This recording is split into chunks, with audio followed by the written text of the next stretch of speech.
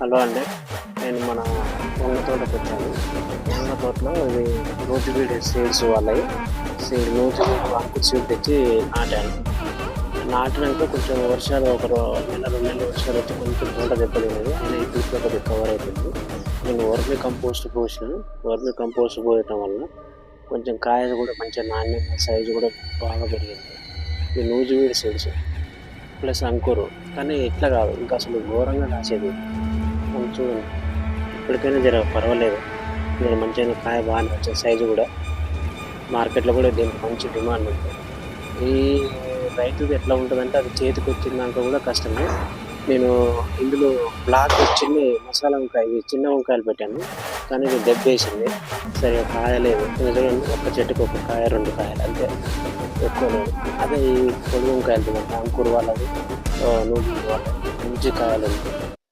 నిన్ననే వర్మి కంపోస్ట్ కూడా పోసాను. చూడండి, వర్మి కంపోస్ట్ పోసిన వాటర్ కొట్టి ఒక్కొక్క చెట్టుకు అయితే బాగున్నాయి, కానీ ఈ బ్లాక్ వంకాయలే ఖరాబ్ అయిపోయింది. ఈ రౌండ్ వంకాయలు చూడండి, ఇంత పెద్ద చెట్టు ఉంది, చెట్టుకు 1-2 కాయలు. ఇంతకుముందు మేము వేసినప్పుడు ఇట్లా లేదు, ఒక్కొక్క చెట్టుకు దగ్గర ఒక 4-5 చెట్లకు తింటేనే 5-6 కేజీలు వెళ్ళేది. కాయలు కూడా మంచి నిగనిగ లాగేది. ఇప్పుడు అవి కాయలు సరిగా లేవు, మొత్తం పుచ్చులు వస్తున్నాయి, మొత్తం ముడత.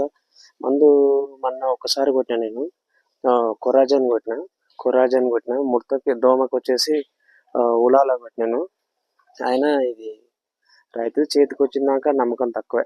మనం అనుకుంటాం రైతుకు ఎంతో లాభాలు ఎంతో అనుకుంటాం, కానీ నేను ఇప్పుడు తెంపి మార్కెట్కి పోతే అది ఎంత కేజీ 30 రూపాయలు తీసుకుంటుండు.